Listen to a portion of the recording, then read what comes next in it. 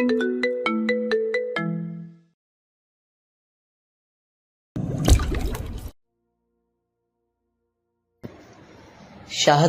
কে বলেছে আপনাকে আমায় সাহায্য করতে?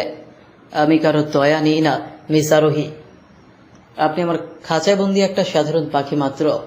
আজ রাতে যে বিশেষ শক্তির পুনর্জন্ম হওয়ার কথা ছিল সেটা কিন্তু এখনো শেষ হয়নি। আপনার বুকে থাকা ওই চিহ্ন থেকে রক্ত যখন আমার এই লকেটে পড়বে তখন আমি অচেয় হয়ে উঠব। কেউ আমাকে আর আটকাতে পারবে না। আরিশান ড্রেসিং টেবিলের উপর থেকে সাপের নকশা করা হাতল আলা ধারালো খঞ্জরটি হাতে তুলে নিল। সে ধীর পায়ে আরোহীর সামনে এসে খঞ্জরের ধারালো আগাটি ঠিক তার গলার সে জন্ম চিহ্নটির উপর রাখলো। ঠান্ডা ধাতুর স্পর্শে আরোহী শিওরে উঠল। আরিশান তার চোখে চোখ রেখে শীতল গলায় বলল, বলুন মিস আরোহী, মৃত্যুর দুয়ারে তোমাকে পাঠিয়ে দিলে তোমার কেমন লাগবে?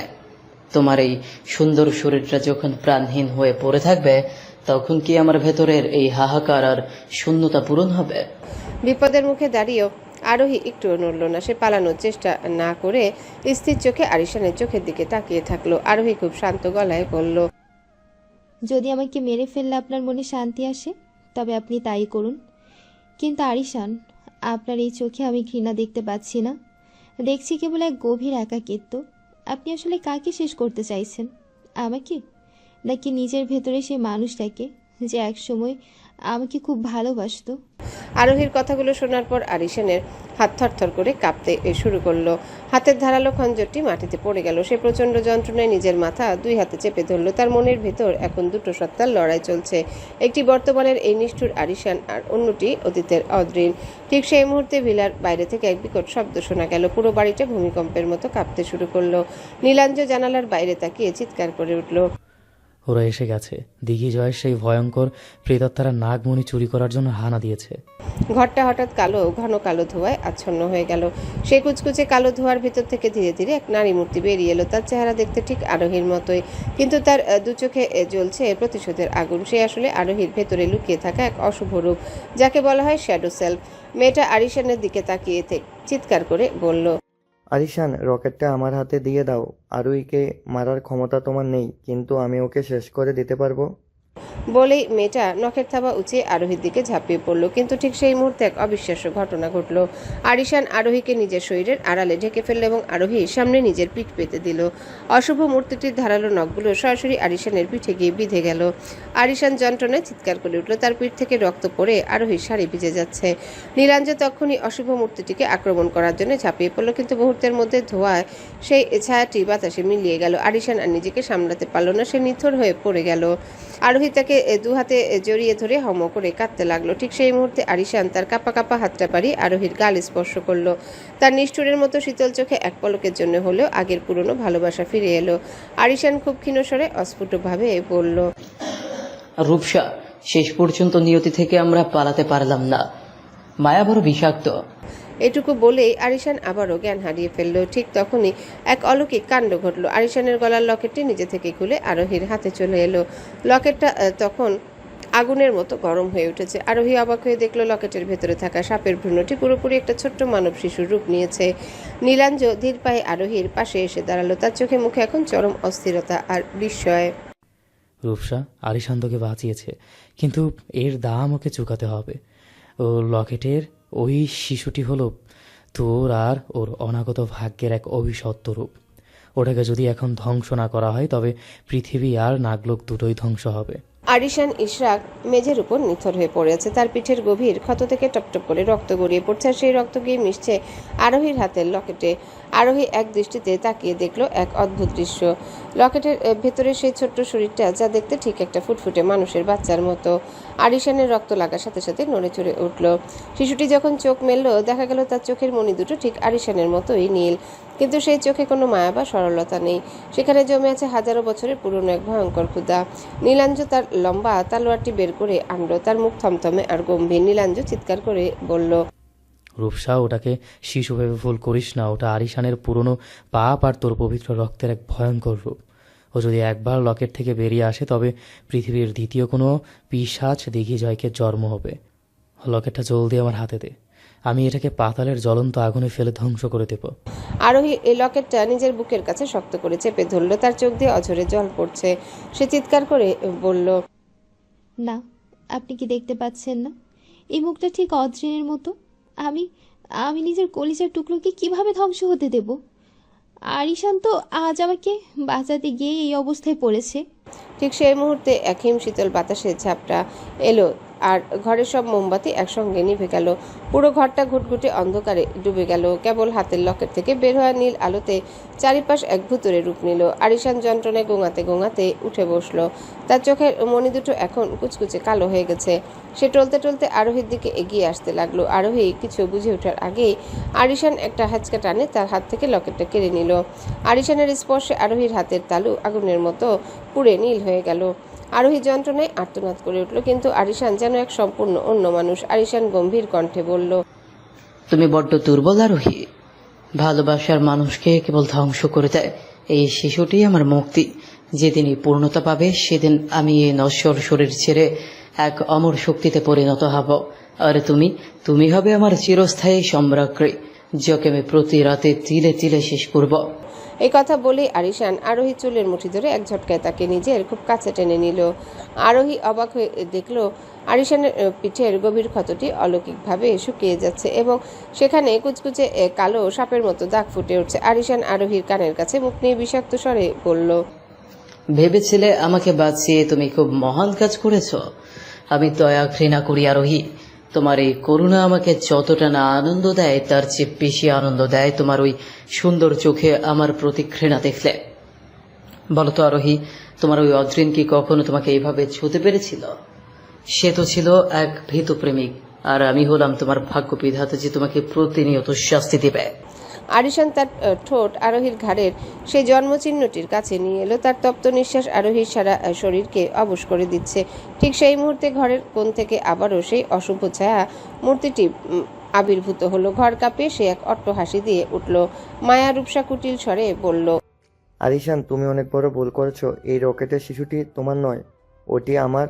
আমি আরুইর মনের সেই সব অন্ধকার ইচ্ছা দিয়ে তৈরি যা ও কোনোদিন মুখ ফুটে স্বীকার করেনি। রকেটটা জলদি আমাকে দিয়ে দাও, আমি তোমাদের দুজনকে এই কষ্ট থেকে মুক্তি দেব।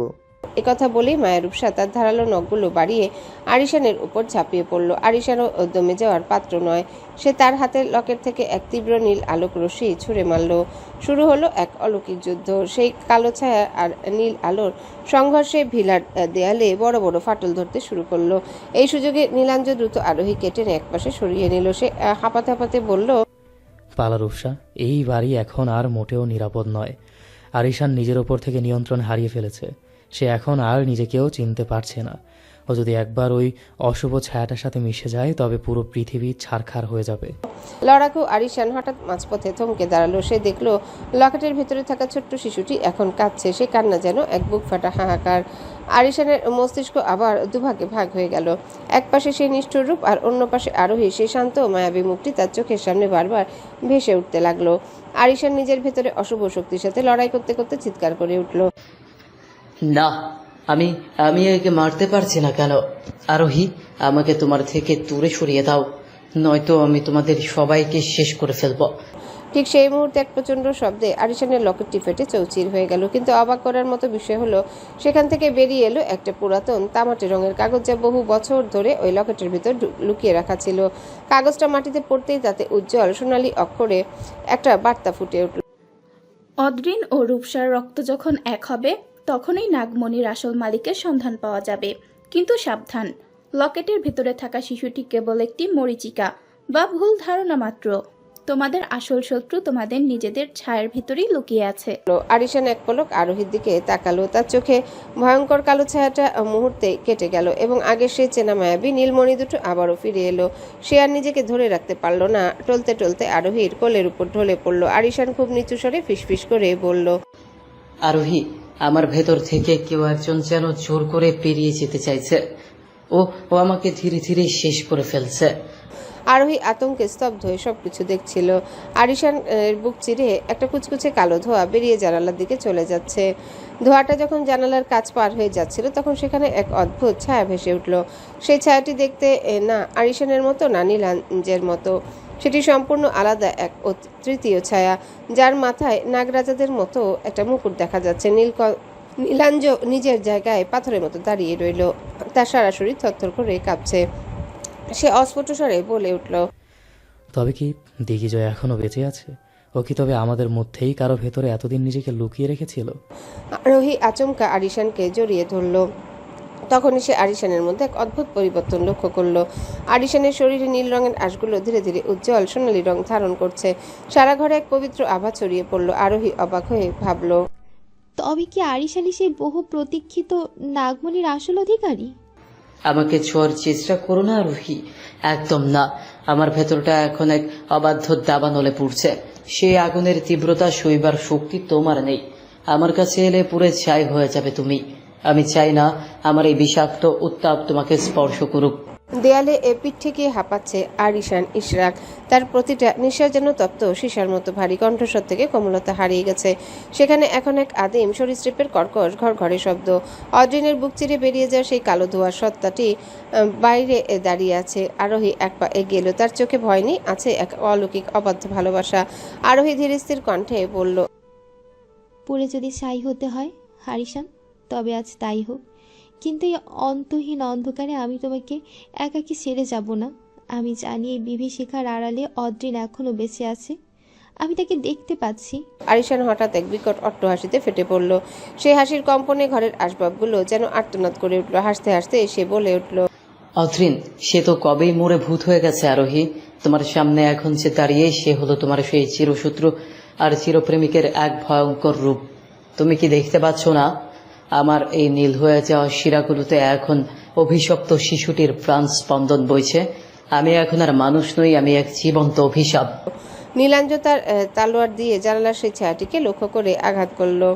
সাথে সাথে এক বিকট শব্দ করে ছায়াটি মিলিয়ে গেল, কিন্তু বাতাসের মধ্যে এক ধরনের বিষাক্ত গন্ধ আর ভারী রেশ রেখে গেল। নীলাঞ্জ চিৎকার করে সতর্ক করল, রূপসা থাম, আর এক পাও এগোবি না। আরিশান এখন আর নিজের মধ্যে নেই। দিগ্বিজয়ের ভয়ঙ্কর কালো জাদু এখনও ওর রক্তে মিশে আছে। এই অবস্থায় আরিশান হিতাহিত জ্ঞান হারিয়ে ফেলেছে, যার কারণেও কাউকেই চিনতে পারবে না, এমনকি তোকেও না। কিন্তু আরোহী দমে গেল না। সে খুব দৃঢ় গলায় বলল, চিনবে, ও ঠিক আমাকে চিনবে, কারণ ও আমাকে বাঁচানোর জন্যই নিজের সব স্মৃতি হারিয়ে ফেলেছিল। একথা বলেই আরোহী আরিশানের একদম কাছে গিয়ে দাঁড়ালো। আরিশান সাথে সাথে তার শক্ত হাত দিয়ে আরোহীর ঘাড় চেপে ধরল। তার আঙ্গুলে থেকে বের হওয়া নীল বিদ্যুতের মতো তীব্র এক শক্তি আরোহীর নরম চামড়ায় তীরের মতো বিঁধে যেতে লাগলো। আরিশান আরোহীর একদম কাছে ঝুঁকে এলো। তাদের নিঃশ্বাস এখন এক হয়ে মিশে যাচ্ছে, কিন্তু সেই তপ্ত নিঃশ্বাসে কোনো প্রেম নেই, নেই কোনো ভালোবাসা। সেখানে আছে কেবল ধ্বংসের হাতছানি।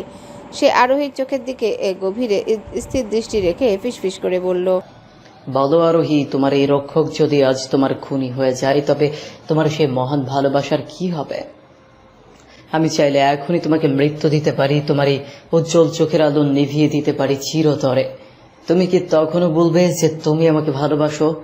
এই কথা বলেই আরিশান তার ঠোঁট আরোহীর ঠোঁটের খুব কাছে নিয়ে এলো, কিন্তু সেখানে কোনো ভালোবাসা বা কোমলতা ছিল না। ছিল কেবল এক পুড়িয়ে দেওয়ার মতো তৃষ্ণা আর দহন, যেন এক তৃষ্ণার্ত মরুভূমি বৃষ্টির অপেক্ষায় সবটুকু শুষে নিয়ে ছাই করে দেওয়ার নেশায় মত্ত। আরোহীর চামড়ায় আরিশানের হাতে নীল বিদ্যুতের শিখাগুলো আগুনের মতো বিচ্ছে, তবু আরোহী পলক ফেলল না।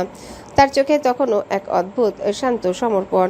আরিশান আরোহীকে সজোরে বিছানার উপর ছুঁড়ে মারল। তার চোখে তখনও এক অদ্ভুত শান্ত আরিশান আরোহীকে সজোরে বিছানার উপর ছুঁড়ে মারল। সে নিজের শরীরের ভার সামলাতে পারছে না। টলতে টলতে আরোহীর উপর ঝুঁকে পড়ল।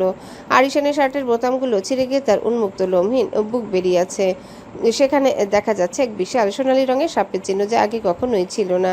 আরিশানের কণ্ঠস্বর এখন বরফের মতো হিমশীতল, যা শুনলে কলিজা শুকিয়ে যায়। সে আরোহীর মুখের কাছে মুখ এনে ফিসফিস করে বলল, তুমি কি জানো আরোহী, বন্দিনী শিশুটি আসলে কে ছিল? ওটি ছিল আমাদের সেই অনাগত ভবিষ্যৎ। এখন তুমি ভাবছো যে আমাদের অনাগত সন্তান কিভাবে হবে, তাই তো? আরিশান এবার তার শরীরের সমস্ত ভর ছেড়ে দিল আরোহীর উপর। আরোহীর বুকে মুখ রেখে সে এবার বলতে শুরু করলো, আমরা কখনো শারীরিক সম্পর্কে লিপ্ত হইনি আরোহী, তবু আমাদের অনাগত সন্তান সৃষ্টি হয়েছিল।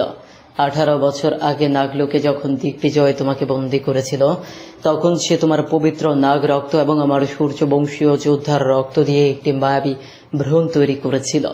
এটি ছিল কালো জাদুর মাধ্যমে তৈরি একটি শক্তির উৎস। দিগ্বিজয় চেয়েছিল এই ভ্রূণটিকে বড় করে তার ভেতর নিজের আত্মা প্রবেশ করিয়ে পুনর্জন্ম নিতে। তাই সে এটিকে লকেটের ভেতর বন্দি করে রেখেছিল। আর লকেটটি যখন আমার রক্তে সিক্ত হলো, তখন সেই মায়াবী ভ্রূণটি আমার শরীরের ভেতর আশ্রয় নিল। আমি যেহেতু অদ্রিনের পুনর্জন্ম, তাই ভ্রূণটি আমাকেই তার আধার হিসেবে চিনে নিয়েছে। আরোহী স্তব্ধ হয়ে গেল। তার মনে হলো মাথার ভেতর যেন একটা বড় বিস্ফোরণ ঘটলো। অনেকদিন ধরে ভুলে থাকা সেই রাতের স্মৃতিগুলো চোখের সামনে ভেসে উঠল। সেই রাত যখন দিগ্বিজয় তাকে ভয়ঙ্কর অভিশাপ দিয়েছিল। আরোহী কাঁপা কাঁপা গলায় বলল, তবে কি আরিশান, আমি এত সময় যেটা ভেবেছি সেটা সঠিক? তুমি কি সেই রক্ষক ছিলে যে আমার সম্মান বাঁচাতে গিয়ে নিজের জীবন দিয়েছিল? আরিশান আরোহীর কথার কোনো মায়া দেখালো না। সে কর্কশ গলায় বলল, নাম দিয়ে এখন আর কি হবে? আমি এখন কেবল এক তৃষ্ণার্ত শিকারী। তোমার ওই পবিত্র রক্ত ছাড়া আমার শরীরের এই জ্বালা কোনোভাবেই শান্ত হবে না। এই কথা বলেই আরিশান আরোহীর গলায় মুখ ডুবালো, কিন্তু আরিশান আরোহীকে কোনো কামড় দিল না। সে উল্টো এক দীর্ঘ আর তপ্ত চুম্বন দিল সেখানে। আরোহী অনুভব করলো তার নিজের শরীরের ভেতরে লুকিয়ে থাকা সেই নাগিনী শক্তি এখন জেগে উঠছে।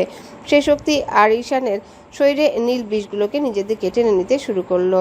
আরিশান যন্ত্রণায় চিৎকার করে উঠল। মনে হলো তার শরীরের ভেতর থেকে বিষ বের করে নেওয়া হচ্ছে। প্রচণ্ড কষ্ট হওয়া সত্ত্বেও সে আরোহীকে একেবারের জন্যও ছাড়লো না, বরং আরো শক্ত করে জড়িয়ে ধরলো। ঠিক সেই মুহূর্তে ভিলার বড় ঘড়িটাতে ঢং ঢং করে রাত 12টা বাজলো। হঠাৎ লাইব্রেরিতে থাকা একজন বয়স্ক বৃদ্ধ, যাকে আরোহী এতদিন খুব সাধারণ একজন মানুষ বলে মনে করেছে, সে হন্তদন্তে ঘরের দরজায় এসে দাঁড়ালো। তার হাতে একটা অদ্ভুত রূপালী লাঠি, যার মাথায় একটা জীবন্ত মানুষের করটি বসানো। করটিটা নিভু নিভু চোখে সবার দিকে তাকাচ্ছে। বৃদ্ধ চিৎকার করে বলে উঠল, থামো আরিশান, থামো। তুমি যাকে বিষ দিয়ে শেষ করতে চাইছো, সে যদি একবার পুরোপুরি জাগ্রত হয়ে ওঠে, তবে নাগলোক আর পৃথিবী দুটোই সিংহাসন ধ্বংস হয়ে যাবে। আরোহী কোনো সাধারণ নাগিন নয়, সে হলো সেই ভয়ঙ্কর কানলাগিনী বংশের শেষ রক্ত, যারা চাইলে আস্ত সূর্যকেও গিলে ফেলতে পারে।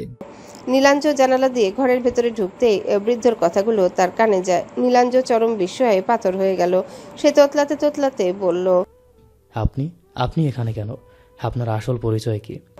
বৃদ্ধ এক রহস্যময় হাসি দিয়ে উত্তর দিল, আমি এখানে এসেছি বহু বছর আগে সেই গোপন চুক্তি পূরণ করতে। আরিশান, তুমি লকেটের ভেতরে থাকা ওই শিশুটিকে নিজের রক্তে মিশে অনেক বড় ভুল করে ফেলেছ। ওটি আসলে কোনো নিষ্পাপ শিশু ছিল না, ওটি ছিল জাদুকর দিগ্বিজয়ের আবার বেঁচে ফেরার এক বিষাক্ত পুনর্জন্ম বীজ। আরিশান হঠাৎ এক ঝটকায় আরোহীকে ছেড়ে দিল এবং মেঝেতে আছড়ে পড়ল।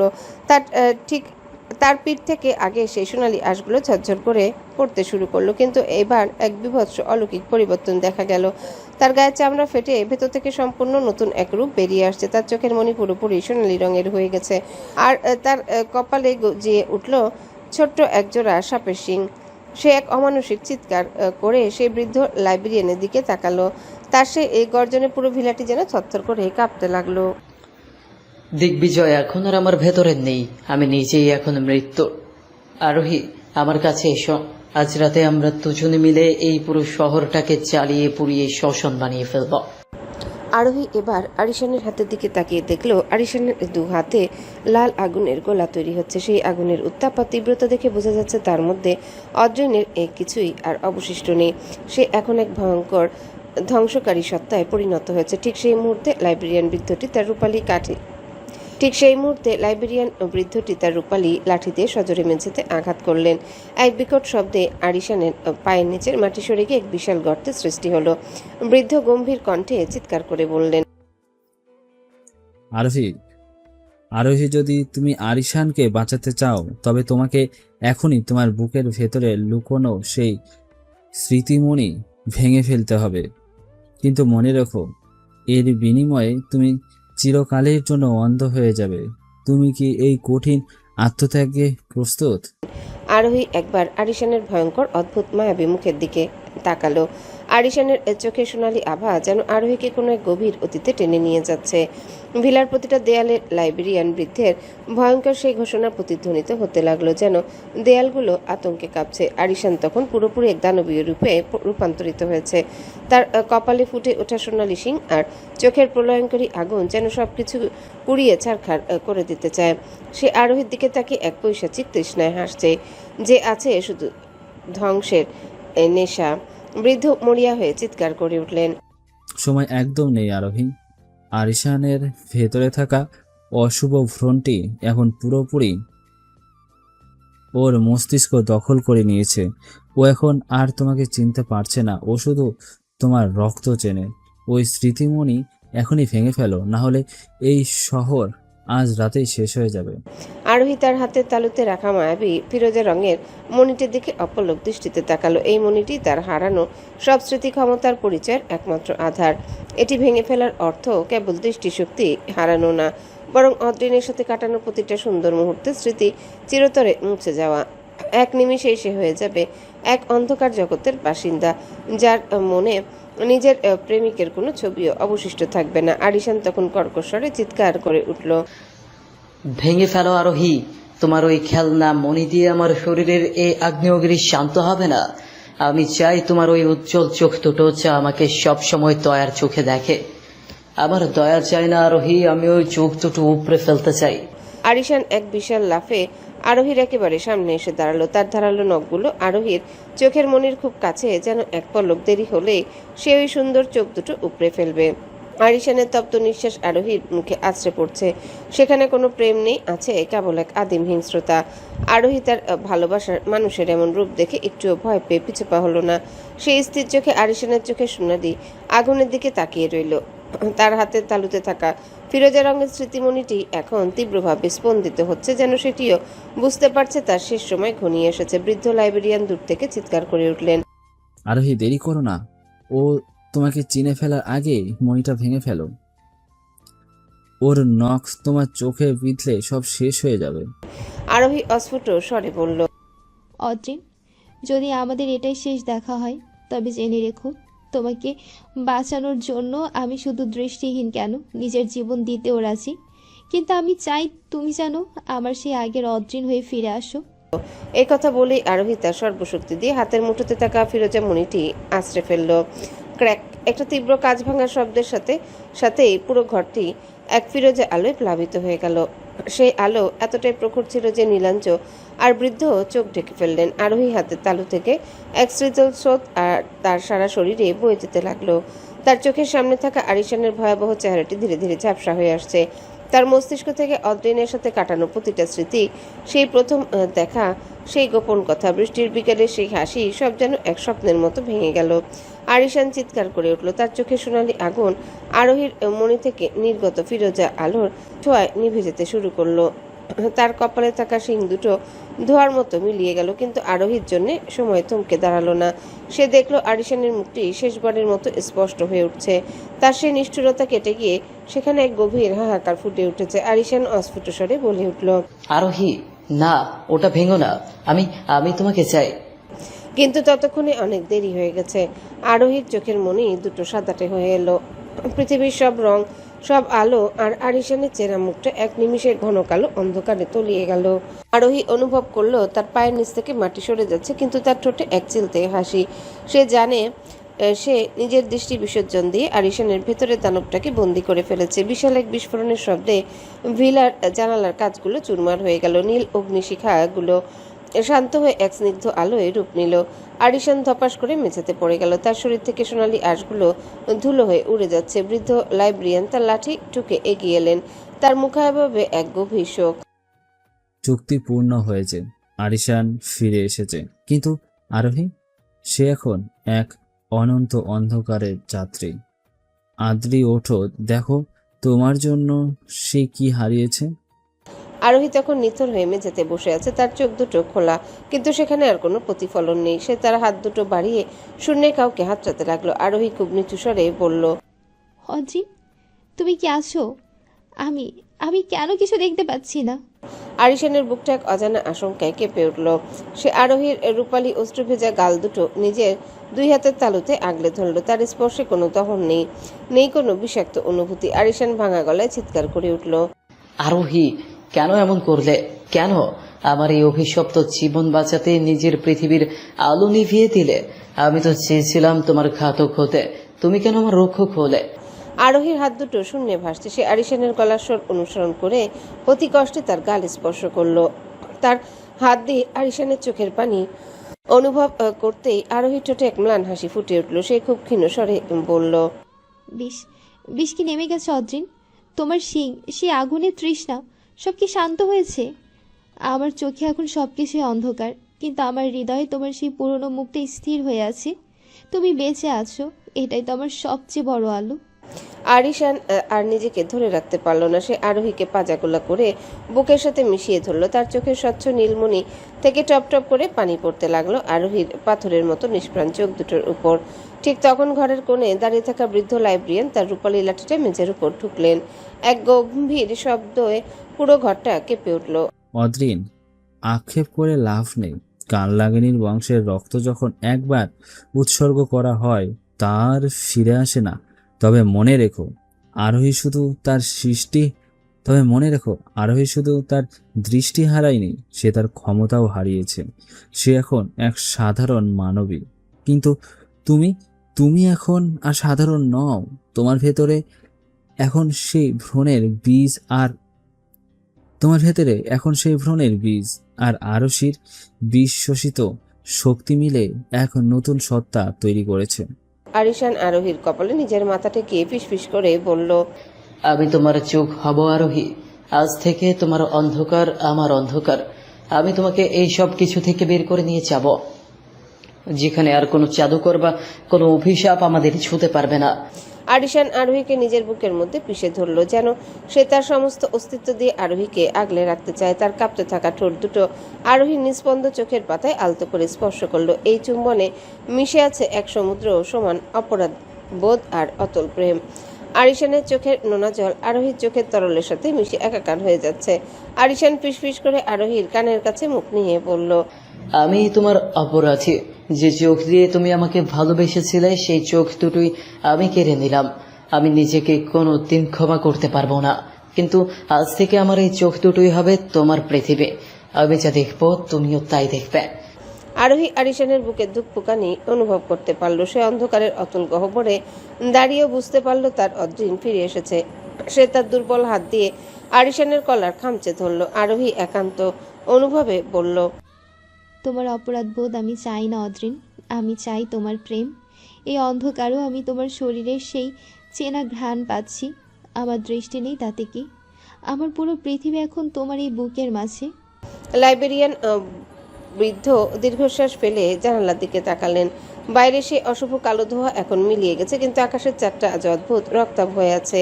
প্রেম যখন রক্ত দিয়ে কেনা হয় তখন তো কোনো অভিশাপ মানে না। কিন্তু সাবধান আরিশান, দিগ্বিজয়ের সেই ভ্রূণের বীজ তোমার রক্তে মিশে আছে। ওটা যে কোনো সময় আবার জেগে উঠতে পারে। তোমাকে এখন থেকে প্রতি মুহূর্তে নিজের ভেতরে সেই পিশাচের সাথে যুদ্ধ করতে হবে। আরিশান আরোহীর কপালে নিজের ঠোঁট চেপে ধরে মনে মনে একটা কঠিন প্রতিজ্ঞা করলো। সে আর হারবে না কোনো জাদুকরের কাছে, না নিজের ভেতরে সেই অন্ধকার সত্তার কাছে। নীলাঞ্জ গর্জে উঠল, আপনি কি? কেন আপনি আমাদের এই ধ্বংসের দিকে ঠেলে দিলেন? বৃদ্ধ তার রূপালী লাঠিটি মেঝের উপর আরো একবার জোরে ঠুকলেন। তার চোখের এক প্রাচীন ক্লান্তি ফুটে উঠল। তিনি গম্ভীর গলায় উত্তর দিলেন, আমি নাগলোকে সেই অভিশপ্ত মন্ত্রী, যাকে বহু বছর আগে জাদুকর দিগ্বিজয় অন্যায়ভাবে নির্বাসিত করেছিল। আরোহী তার মণিটি ভেঙেছে, মানে নাগলোকের 1000 বছরের বন্ধ দরজা এখন সবার জন্য উন্মুক্ত হয়ে গেছে। কিন্তু আসল বিপদের কথা তোমরা এখনো জানো না। সমস্যা এক অন্য জায়গায়। বৃদ্ধের কণ্ঠস্বর হঠাৎ ফিসফিসে এবং হিমশীতল হয়ে এলো। তিনি আরোহীর নিস্পন্দ শরীরের দিকে আঙ্গুল নির্দেশ করে বললেন, আরোহীর এই অন্ধত্বের সুযোগ নিয়ে দিগ্বিজয়ের অশুভ ছায়া এখন ওর শরীরের ভেতরে প্রবেশ করতে চাইছে। মণিটি ভাঙার ফলে আরোহীর তার অলৌকিক সুরক্ষা হারিয়েছে। এখন তার এই শূন্য আর অন্ধকার শরীরটি হলো দিগ্বিজয়ের পুনর্জন্মের জন্য সবচেয়ে আদর্শ জায়গা। সে আরিশানের ভেতর থেকে বেরিয়ে এখন আরশের রক্তে নিজের আস্তানা করতে চায়। আরিশান এই কথা শুনে আরোহীকে আরো শক্ত করে নিজের বুকের সাথে জাপটে ধরল। তার নীল চোখ দুটো আবারও ক্ষণিকের জন্য জ্বলে উঠল। সে হিংস্র বাঘের মতো বৃদ্ধের দিকে তাকিয়ে বলল, না, আমি থাকতে ওর ছায়াও আরোহীকে স্পর্শ করতে পারবে না। আমি ওকে এই জগৎ থেকে দূরে নিয়ে যাব। বৃদ্ধ করুণ হেসে বললেন, কোথায় নিয়ে যাবে? আরোহী এখন এক জীবন্ত দরজা। যে ছায়া ওর চোখের ওই দৃষ্টি কোটর দিয়েছে, ভেতরে ঢোকার পথ খুঁজছে। আজ রাতে সূর্য ওঠার আগে যদি তোমরা এই ভিলার থেকে বের হতে না পারো, তবে আরোহী থাকবে না। সে হবে দিগ্বিজয়ের নতুন দেহ। হঠাৎ বিকট শব্দে ঘরের সব কটা জানালা সজোরে বন্ধ হয়ে গেল, যেন কোনো অদৃশ্য শক্তি এই ঘরটিকে বাইরের জগৎ থেকে বিচ্ছিন্ন করে দিল। আরোহী হঠাৎ আরিশানের বুক থেকে মুখ তুলল। তার বন্ধ চোখের পাতার আড়ালে থেকে কুণ্ডলি পাকিয়ে বের হতে শুরু করলো কুচকুচে কালো ধোঁয়া। আরোহী সেই কোমল কণ্ঠস্বর এখন হিমাঙ্কের চেয়েও শীতল হয়ে গেছে। সে এমন এক স্বরে কথা বলে উঠল যা কোনোভাবেই আরোহীর নয়। অদ্রিন, আমাকে এখনই ছেড়ে দাও। আমার ভেতরে এখন যে শক্তি জেগে উঠছে, সে তোমাকে চেনে না কোনো মায়া বা প্রেম। পালাও অদ্রিন, নইলে আমি আমার এই বিষাক্ত নিঃশ্বাসে তোমাকে নিজের অজান্তেই শেষ করে ফেলবো। আরিশান আতঙ্কিত হয়ে দেখল আরোহীর শরীরের নরম চামড়া ধীরে ধীরে পাল্টে যাচ্ছে। তার গায়ের ত্বক এই হীরকের মতো কঠিন ও ধারালো আশ্রে ছেয়ে যাচ্ছে। কালনাগিনীর বংশের সেই সুপ্ত রূপটি এখন আরোহীর অন্ধত্বের সুযোগ নিয়ে তার পুরো শরীর দখল করে নিচ্ছে। আরোহীর হাতগুলো বরফের মতো ঠান্ডা এবং তার নখগুলো কঠিন হয়ে আরিশানের বুকে বিঁধতে শুরু করেছে। আরিশান স্তব্ধ হয়ে গেল। লাইবেরিয়ান বৃদ্ধ তার লাঠি দিয়ে মেঝেতে সজোরে আঘাত করে চিৎকার করে উঠলেন, আরিশান, ওর শরীরের হীরায় পুরো জাগিয়ে যাওয়ার আগে ওকে থামাও। একবার যদি ও পুরোপুরি কালনাগিনীতে রূপান্তরিত হয়, তবে এই মহাবিশ্বে কোনো শক্তি ওকে আর ফিরিয়ে আনতে পারবে না। আরিশান আরোহীর কঠিন হয়ে যাওয়া মুখটা দুহাতে চেপে ধরল। সে কাঁপা কাঁপা গলায় বলল, আমার দিকে তাকিও না আদ্রিন। এই অন্ধকার এখন আমাকে কবজা করে নিয়েছে। আমি তোমাকে দেখতে পাচ্ছি না, কিন্তু তোমার হৃদয়ের প্রতিটি কম্পন আমার কানে যন্ত্রণার মতো বাজছে। আরিশান তবু এক পাও পিছু পা হলো না। সে আরোহীর শীতল হাত দুটো নিজের বুকের সাথে চেপে ধরল। সাথে সাথে আরিশান অনুভব করলো আরোহীর নখগুলো তার বুকের চামড়া ভেদ করে ভেতরে ঢুকে যাচ্ছে। তবু আরিশান কোনো প্রতিক্রিয়া দেখালো না। যদি আমার হৃদস্পন্দন তোমাকে যন্ত্রণা দেয়, তবে সে হৃৎপিণ্ড আমি তোমার হাতেই সঁপে দিব, কিন্তু আমি তোমার থেকে চোখ ফিরাবো না। এই অন্ধকার যদি তোমার ভেতরে চিরদিনের জন্য অবস্থান করে, তবে আমি সেই অন্ধকারকে সরিয়ে আলো নিয়ে আসার জন্য তৈরি। তুমি কি বুঝতে পারছো না? তোমার কঠিন মনের মতো তোমার শরীরও আমার ভালোবাসার উত্তাপে গলতে বাধ্য। লাইব্রেরিয়ান বৃদ্ধ তার লাঠি দিয়ে এক মায়াবী বৃত্ত তৈরি করলেন তাদের চারিপাশে। তিনি চিৎকার করে বললেন, আরিশান, আরোহীর কথায় নিজেকে দুর্বল করো না। সবকিছুই দিগ্বিজয়ের মায়া। দিগ্বিজয় চাই তুমি ভয় পেয়ে সরে যাও, যাতে ও পুরোপুরি আরোহী আত্মাকে নিজের দখলে নিতে পারে। ওকে জাপটে ধরো আরিশান। তোমার ভেতরের নাগমণির তেজ এখন সবকিছু ঠিক করতে পারে। আরিশান বৃদ্ধের কথা শুনেও শুনল না। সে নিজের মতো কথা বলে যাচ্ছে তার প্রিয়তমার সাথে। আমাকে ক্ষমা করো না আরোহী, আমি এক পাপিষ্ঠ। আমি তোমাকে ঘৃণা করতে চেয়েছিলাম, তোমাকে নিজের স্বার্থে ব্যবহার করতে চেয়েছিলাম, কিন্তু তুমি আমার এই অভিশপ্ত জীবনটাকে বাঁচানোর জন্য নিজের পৃথিবীটাকে চিরদিনের জন্য অন্ধকার করে ফেললে। আমি এই বিশাল পাপের বোঝা কোথায় রাখবো আরোহী? এই দহন আমি সহ্য করব কি করে, বলে দাও। আরোহী এক দীর্ঘশ্বাস ফেলল। তার সেই নিঃশ্বাস থেকে এখন আগুনের হালকা আর নীল ধোঁয়া বের হচ্ছে। সে যন্ত্রণায় নিজের মাথাটা আরিশানের কাঁধে এলিয়ে দিয়ে অত্যন্ত শীতল কণ্ঠে বলল, ক্ষমা চাইছো কেন তুমি? আমি তোমাকে ভালোবেসে মনি ভাঙিনি। আমি আমার আগের অদ্রিনকে বাঁচাতে চেয়েছিলাম, যার হৃদয়ে একসময় আমার জন্য অফুরন্ত ভালোবাসা ছিল।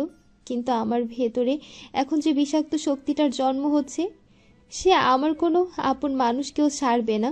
সে কোনো ভালোবাসা বোঝে না, সে শুধু চেনে প্রতিদান। আমার দৃষ্টির বদলে সে এখন তোমার প্রাণ চাইছে। আরিশান আরোহীর কানে ফিসফিস করে বলল, তবে তাই হোক, এই প্রাণ যদি তোমাকে ভেতর থেকে শান্ত করতে পারে, তবে আমি আনন্দের সাথে তা বিলিয়ে দিব। কিন্তু আরোহী, মরার আগে আমি শুধু একবার তোমার মুখের হাসিটা দেখে যেতে চাই। বৃদ্ধ আবারও চিৎকার করে বলে উঠল। আরিশান সাবধান, কথা শোনো আমার। আরোহীর মধ্যে থাকা কাল নাগিনী তোমার রক্ত পানের জন্য উতলা হয়ে আছে। যদি ও একবার তোমার রক্তের সাধন করে তবে দিগ্বিজয়ের চিরকালের জন্য আরোহীর দেহ দখল করে নেবে। এখনই তোমার ভেতরে থাকা নাগমণির ব্যবহার করো। হঠাৎ আরোহীর মুখ থেকে একজোড়া লম্বা বিষদাঁত বেরিয়ে এলো। আরোহী এবার ক্ষিপ্ততায় আরিশানের ঘাড়ের কাছে নিজের মুখ নিয়ে এলো। আরিশান হঠাৎ অনুভব করলো তার শিরদাঁড়া দিয়ে এক অদ্ভুত উষ্ণতা বয়ে যাচ্ছে। সে আরোহীকে দুহাতে শক্ত করে জড়িয়ে ধরে নিজের সমস্ত শক্তি দিয়ে তার কপালে একটা দীর্ঘ চুম্বন দিল। সেই চুম্বনের সাথে সাথে আরিশানের শরীর থেকে এক সোনালি আভা আরোহী নীল বিষাক্ত শরীরের ভিতর ঢুকতে শুরু করলো। আরিশান আরোহীকে আরো শক্ত করে নিজের বুকের সাথে চেপে ধরলো। আরোহী বাধা দেওয়ার চেষ্টা করলো, তার হাত দিয়ে আরিশানের বুক ঠেলে সরিয়ে দিতে চাইল, কিন্তু তার অন্ধত্বের কারণে সে পুরোপুরি দিশেহারা। আরোহী অনুভব করছিল তার শরীরের ভেতরে শক্তিটা আরিশানের রক্ত পানের জন্য ছটফট করছে। আরিশান তার ঠোঁট আরোহীর কপালে স্পর্শ করলো। এই প্রথম আরিশানের স্পর্শে কোনো রাগ বা প্রতিশোধের নেশা ছিল না, কোনো দহন ছিল না। এই গভীর চুম্বনের মধ্যে ছিল আরিশানের অতল প্রেম। সেই স্পর্শের সাথে সাথে আরিশানের শরীরে জেগে ওঠা নাগমণির সোনালি তেজ ধীর লয়ে আরোহীর শরীরে প্রবেশ করতে লাগলো। আরিশান অস্ফুট কণ্ঠে বলল, যদি প্রতিদানই তোমার কাম্য হয় আরোহী, তবে আমার প্রাণটাই দাও, কিন্তু এই অন্ধকারকে আমি তোমার উপর রাজত্ব করতে দিব না। তুমি আমার জন্য তোমার দৃষ্টিশক্তি হারিয়েছ, আমি কি তোমার জন্য আমার এই সামান্য জীবনটুকু দিতে পারবো না? আরিশানের কপাল থেকে নির্গত সোনালি আভা আরোহীর শরীরে বিষাক্ত ধোঁয়াকে গ্রাস করতে শুরু করলো। আরোহীর শরীরের চামড়া ধীরে ধীরে নরম হয়ে আসতে লাগলো। আরোহীর গলার ভয়ঙ্কর গর্জন থেমে গিয়ে করুণ চিৎকার বেরিয়ে এলো। আরোহী ফুপিয়ে কেঁদে উঠল।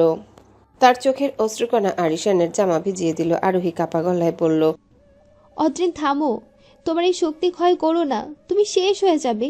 আমি চাই না আমার জন্য তোমার কোনো ক্ষতি হোক। বৃদ্ধ দরজার কাছে দাঁড়িয়ে লাঠিটা উঁচিয়ে ধরলেন। ঘরের চারিদিকে দেয়ালে থাকা প্রাচীন নকশাগুলো থেকে এক অদ্ভুত গুঞ্জন ভেসে এলো। আরিশান, তোমার এই প্রেমই হবে একমাত্র রক্ষা কবচ। আরোহীর রক্তের যে দিগ্বিজয় প্রবেশ করেছিল তা কেবল তোমার এই আত্মত্যাগ আলো দিয়ে ধ্বংস করে দেওয়া সম্ভব। কিন্তু মনে রেখো, এই প্রক্রিয়া তুমি হয়তো তোমার সমস্ত অলৌকিক ক্ষমতা হারিয়ে আবার এক সাধারণ মানুষে পরিণত হবে। আরিশান আরোহীর কপালে নিজের মুখ আরো শক্ত করে চেপে ধরল। সে ম্লান হেসে বলল, সাধারণ মানুষ হওয়াই তো ভালো, অন্তত তখন কোনো অভিশাপ বা কোনো অশুভ শক্তি আমাদের আলাদা করতে পারবে না। আরোহী দেখতে পাবে না, তাতে কি? আমি তো থাকবো ওর হাত ধরে রাখার জন্য। আরিশান আরো বলল, আরোহী যদি আর কোনো দিন এই পৃথিবীর আলো দেখতে না পায়, তবে আমি হব ওর চোখ। আরোহী যদি সত্যি কালনাগিনীর শক্তি পেয়ে এই পৃথিবী ধ্বংস করতে চায়, তবে আমিও হব ওর সেই প্রথম শিকার। আরিশান এবার আরোহীকে বলল, আমি চাই তোমার অদ্রিন হয়ে ফিরে আসতে। কোনো শক্তিশালী জাদুকর আরিশান হিসেবে আমি আর ফিরতে চাই না।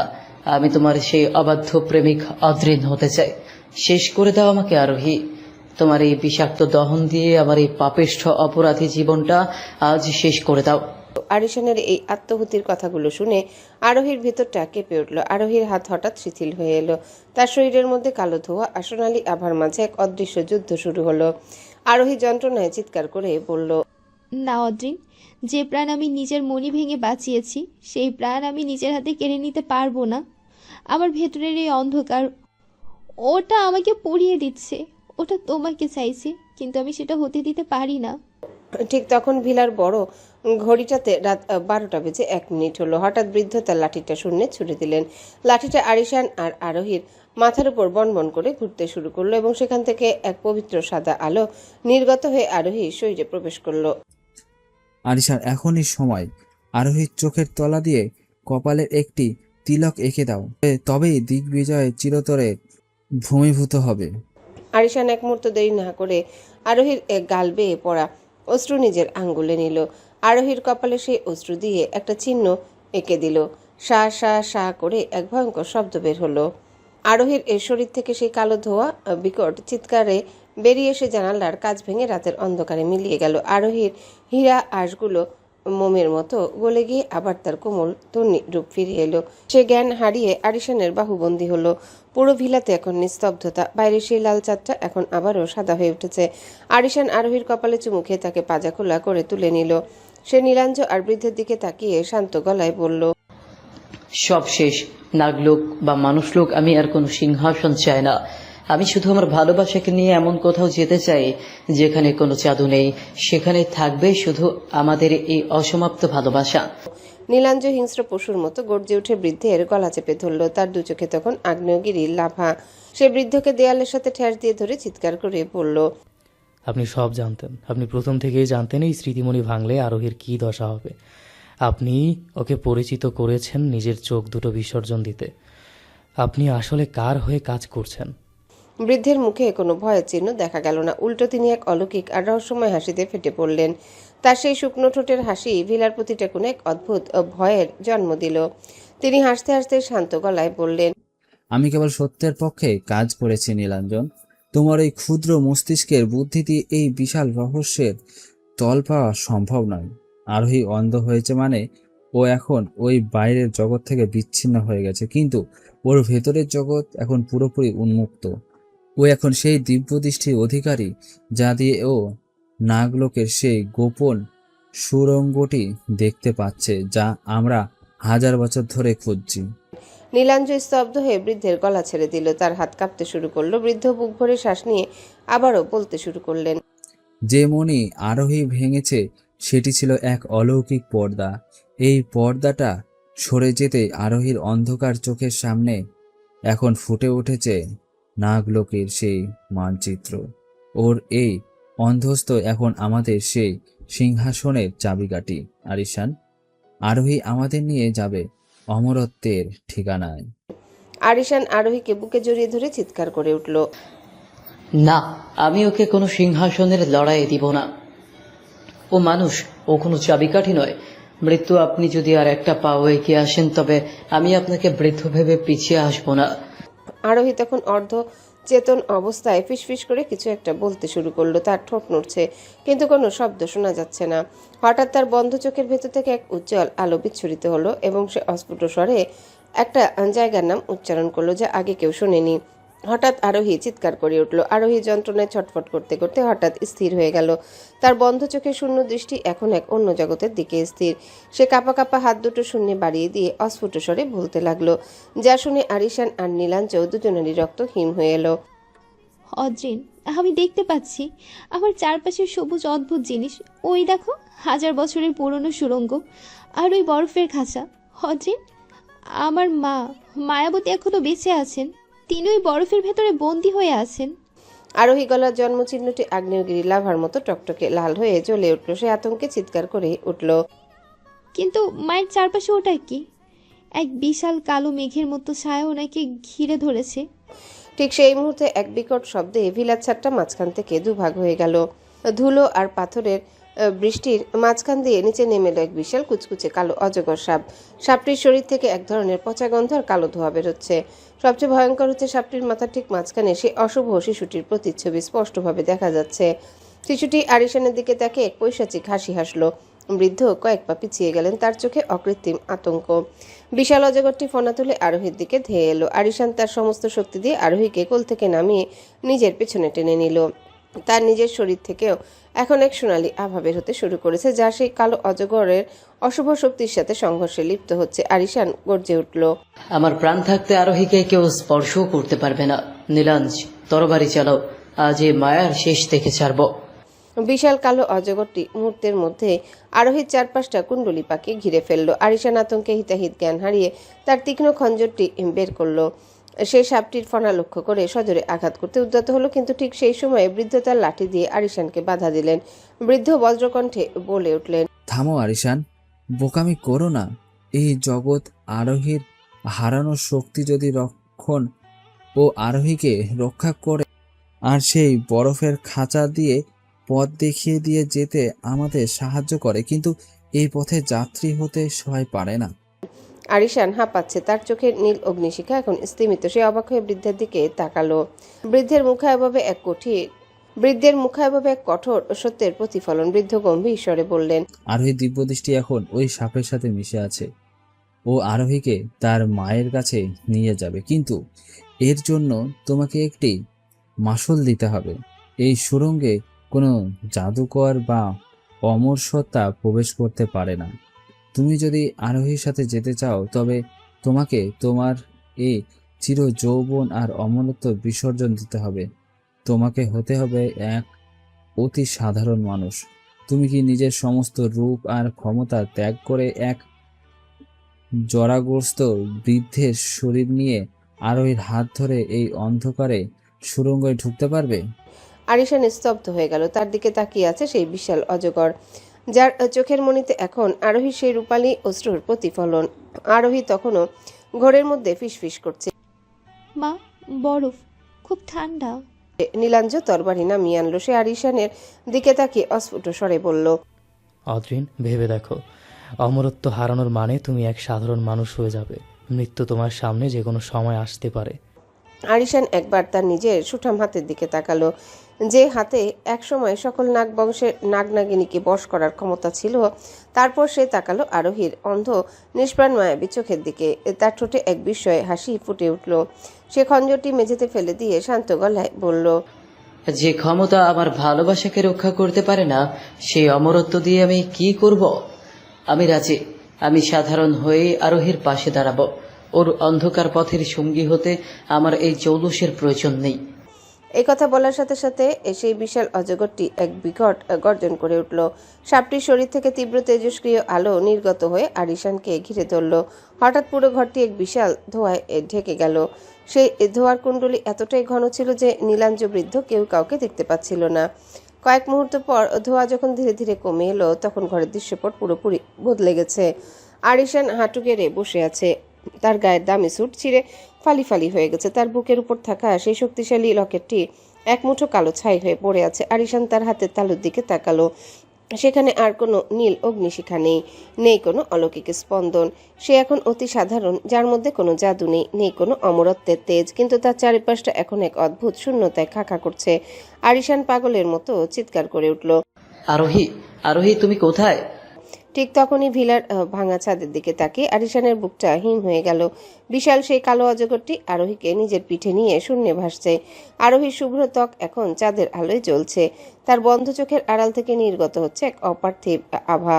আরোহী এই গম্ভীর ও শীতল কণ্ঠে বলে উঠল, অদ্রিন, আবেগের বয়সে বোকামি করো না।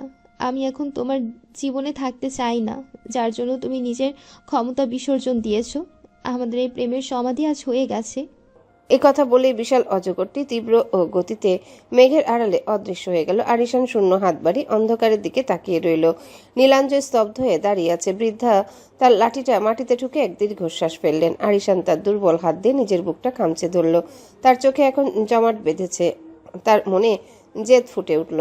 সে ভাঙা গলায় কিন্তু দৃঢ়ভাবে বলল, নাগ লোকের যেই হোক না কেন, বা মহাকালের ধ্বংসকারী, ও আমার আরোহী। আমার কাছে জাদু নেই তাতে কি? আমি সাধারণ মানুষ হয়ে আমি পাহাড় ডিঙিয়ে হলে ওর কাছে পৌঁছব। আরোহী আমাকে ভুলে যেতে পারে, কিন্তু অদ্রিন তার গন্তব্য চেনে। অজেয় কোনো সত্তাকে সাধারণ মানুষ বানানো যতটা কঠিন, তেমনি একজন সাধারণ মানুষকে পরাজিত করা তার চেয়েও সহজ। তুমি এখন আর অপরাজেয় জাদুকর নেই, যা ইশারায় সবকিছু চলবে। তোমার রক্তে এখন কোনো তেজ নেই, বিষ নেই, নেই কোনো অলৌকিক দম্ভ। যা আছে তা কেবল সাধারণ মানুষের অন্তহীন মৃত্যু ভয়। এই শরীর নিয়ে তুমি টিকবে কি করে? আরিশান তার ছিঁড়ে যাওয়া স্যুটের হাতা দিয়ে কপাল থেকে চুইয়ে পড়া রক্ত মুছল। তার চোখ দুটো আগের মতো নীল নেই। এখন তার চোখ দুটো সাধারণ মানুষের গভীর যন্ত্রণায় ধূসর হয়ে গেছে। আরিশান শান্ত কিন্তু দৃঢ় গলায় উত্তর দিল, মৃত্যু ভয় তো তাদের থাকে নীলাঞ্জ, যাদের হারানোর কিছু আছে। আমি তো আজ আমার জাদু, আমার অমরত্ব, আমার ভালোবাসা সবই হারিয়েছি। জাদুকর আরিশান হয়তো আজ পরাজিত, কিন্তু এই সাধারণ অদ্রিনের হৃদয়টা এখনো আরোহীর নামেই। ক্ষমতা দিয়ে যা করা যায়নি, এই সাধারণ প্রাণ দিয়ে আমি তাই করে দেখাবো। বৃদ্ধ তখন বলে উঠল, অহংকার পতনের মূল আরিশান। তুমি যখন অপরাজেয় ছিলে, তখন তুমি আরোহীর চোখে অশ্রু দেখতে পাওনি। আজ তুমি যখন সবকিছু হারিয়েছ, তখন তুমি ওর হৃদয়ের হাহাকার কষ্ট অনুভব করতে পারবে। কিন্তু মনে রেখো, নাগলোকের সুড়ঙ্গ কোনো সাধারণ মানুষের জন্য দয়া দেখায় না।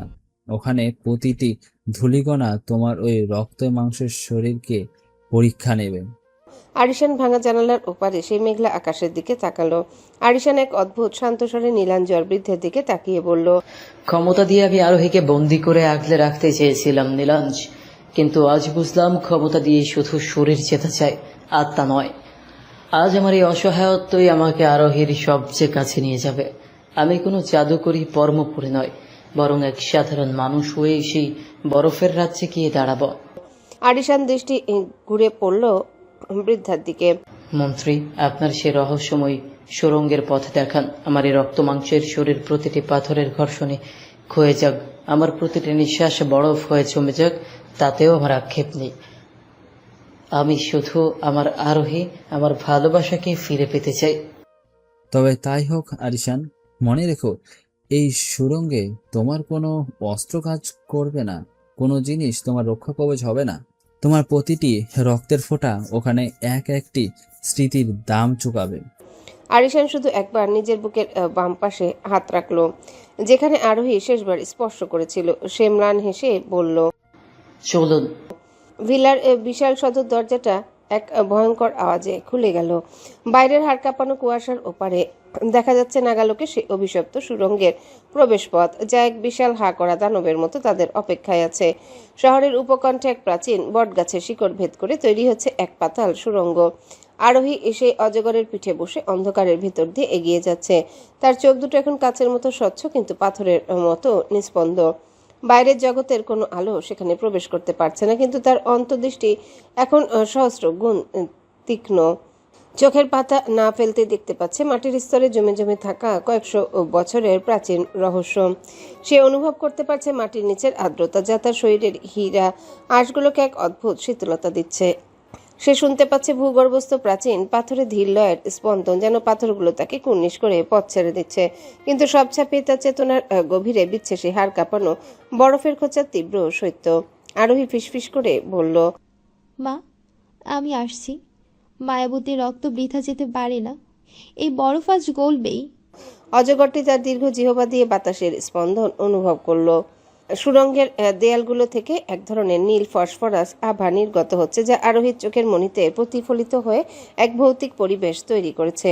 হঠাৎ সুড়ঙ্গের দেয়ালে থাকা প্রাচীন খোদাই করা মূর্তি থেকে এক গম্ভীর কণ্ঠস্বর ভেসে এলো, সাবধান, সামনেই রয়েছে স্মৃতিময় জলাভূমি। ওখানে পৌঁছালে তোমার সঙ্গী আদ্রিয়ানের প্রতিটি স্পর্শ, প্রতিটি কথা তোমাকে টেনে ধরবে। তুমি কি পারবে তোমার মানবীর প্রেমিককে বিসর্জন দিয়ে বরফের খাঁচার চাবিটা গ্রহণ করতে?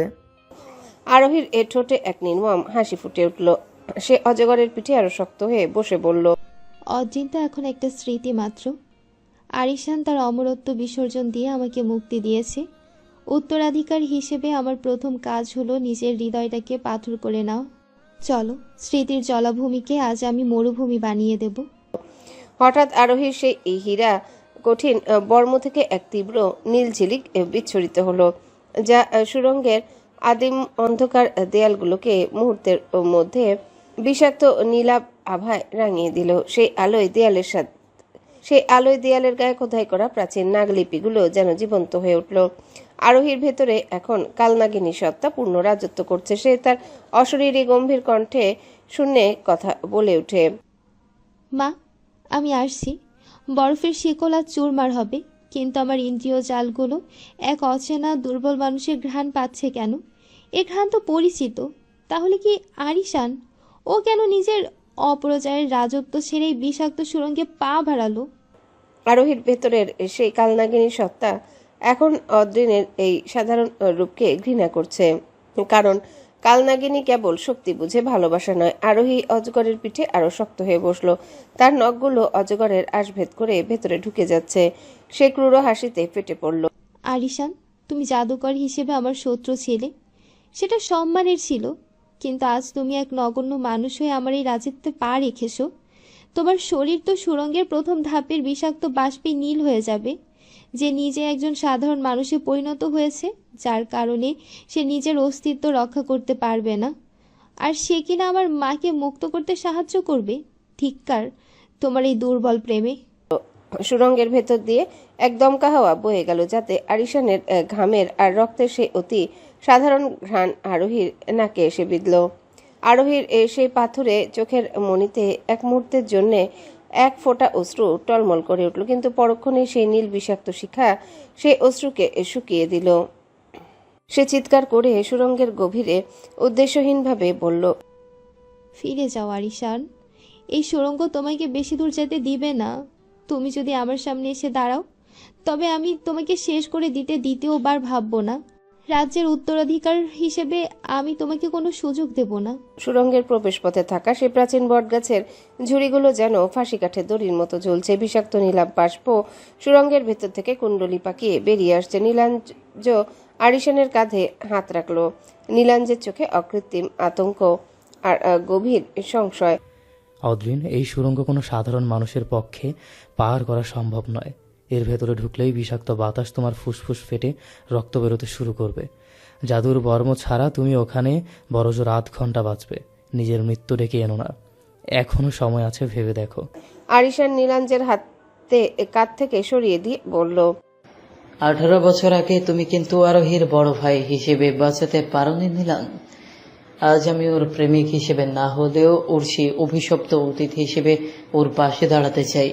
ওর জন্য মৃত্যু হলেও আমার কোনো আফসোস থাকবে না। তবে আমার মৃত্যুর পর যদি ওর দৃষ্টি ফিরে আসে, তবে সেই মৃত্যু হবে আমার জীবনের সবচেয়ে বড় প্রাপ্তি।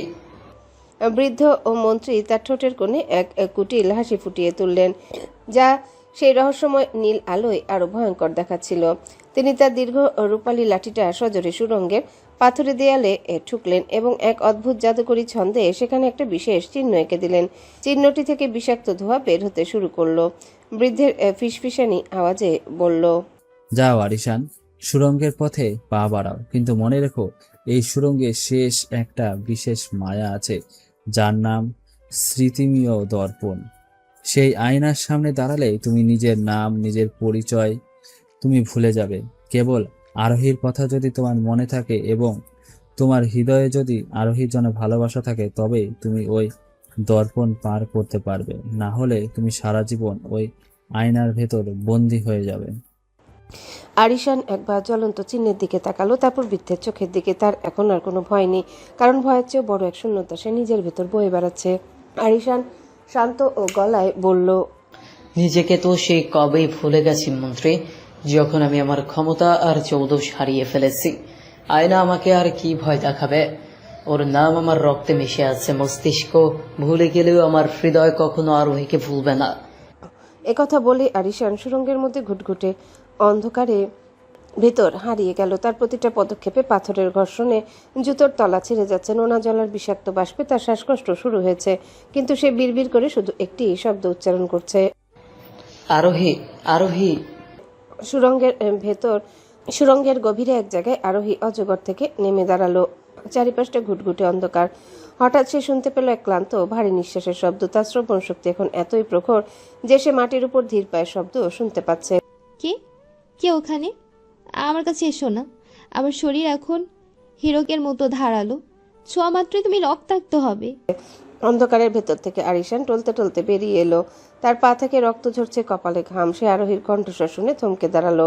সে দেখলো আরোহীর সেই রূপালী শরীরটা অন্ধকারের ভেতর জ্বলছে। আরিশান খুব নিচু কণ্ঠে বলল, ভয় নেই আরোহী, আমি শেষ অবধি লড়াই করে যাব। তোমার এই হীরক বর্ম দিয়েই আমাকে শেষ করে দাও, কিন্তু তার আগে একবার শুধু আমাকে স্পর্শ করতে দাও। আরোহী পিছু হটে গিয়ে আর্তনাদ করলো, না, তুমি এক সাধারণ মানুষ। আমার একটি স্পর্শ তোমার মৃত্যু ডেকে আনবে। অদ্রিন, কেন তুমি নিজের এই অবস্থা করলে? আরিশান এক পা এগিয়ে তার রক্তাক্ত হাতটা বাড়িয়ে দিল। সে শান্ত গলায় বলল, জাদুকর আরিশান থাকলে হয়তো নিজেকে বাঁচাতো, কিন্তু এই সাধারণ অদ্রিন শুধু তার ভালোবাসাকে ছুঁতে চায়। মৃত্যু যখন হবে, তাহলে সেটা তোমার হাতেই হোক। আরোহীর ভেতরের সত্তা টলে উঠল। তার অন্তর্দৃষ্টি দিয়ে সে দেখতে পেল আরিশানের শরীরে কোনো জাদু নেই, আছে শুধু অমানবিক যন্ত্রণা সহ্য করার এক অবিশ্বাস্য শক্তি। আরিশান তার হাত বাড়িয়ে আরোহীর গাল স্পর্শ করলো। আরোহীর সেই কঠিন হীরক মর্ম আরিশানের আঙ্গুল চিরে রক্ত বের করে দিল, কিন্তু আরিশান হাত সরালো না। তার উষ্ণ রক্ত আরোহীর শীতল গালে গড়িয়ে পড়ল। সেই রক্তের স্পর্শ পেতে আরোহীর সারাশরী শিউরে উঠল। তার অন্ধ চোখ দুটো থেকে এক ফোঁটা অশ্রু ঝরল। অদ্রিন, তুমি তুমি সাধারণ মানুষ হয়ে গেছো। কেন কেন এমন পাগলামি করছো? কারণ আমি চাই তুমি যখন দৃষ্টি ফিরে পাবে তখন যেন আমাকে কোনো ভয়ঙ্কর জাদুকর হিসেবে নয়, বরং তোমার সেই সাধারণ অদ্রিন হিসেবে দেখতে পাও। ঠিক তখনই সুরঙ্গের দেওয়ালে বিস্মৃতি দর্পণ জ্বলে উঠল। আয়নার ভেতর আরিশানের চেহারা বদলে গিয়ে ধীরে ধীরে দিগ্বিজয়ের চেহারায় রূপ নিচ্ছে। আরোহী হঠাৎ আরিশানকে ধাক্কা দিয়ে সরিয়ে দিল। তার কণ্ঠস্বর আবারও বদলে গেল। পালিয়ে যাও অদ্রিন। আয়নার ওপারে দিগ্বিজয় তোমাকে আঘাত করতে আসছে। ও আমার দৃষ্টির বদলে তোমার অস্তিত্ব চাচ্ছে। সুরঙ্গের দেয়ালগুলো হঠাৎ কাঁপতে শুরু করলো। ওপর থেকে বড় বড় পাথর পড়তে লাগলো। বৃদ্ধ মন্ত্রীর অট্টহাসি সুরঙ্গের চারিপাশ থেকে প্রতিধ্বনিত হতে লাগলো। বলিদান শুরু হোক। কালনাগিনীর দৃষ্টি বদলে অদ্রিনের প্রাণ চাই। সুরঙ্গের দেয়ালে সেই বিশাল বিস্তৃতি দর্পণ থেকে কালচে ধোঁয়া বের হচ্ছে। আরিশানের প্রতিচ্ছবি আয়নায় ধীরে ধীরে ধোঁয়াটে হয়ে যাচ্ছে। আরোহী চিৎকার করে বলল, হ্যালো বন্ধুরা, পরবর্তী পার্ট খুব তাড়াতাড়ি আসবে, তো সবাই অপেক্ষায় থাকো। আর চ্যানেলটি যারা এখনো সাবস্ক্রাইব করোনি তারা পরবর্তী পার্ট দেখার জন্য চ্যানেলটি সাবস্ক্রাইব করে রেখো। ধন্যবাদ সবাইকে, আমাদের সাথেই থেকো।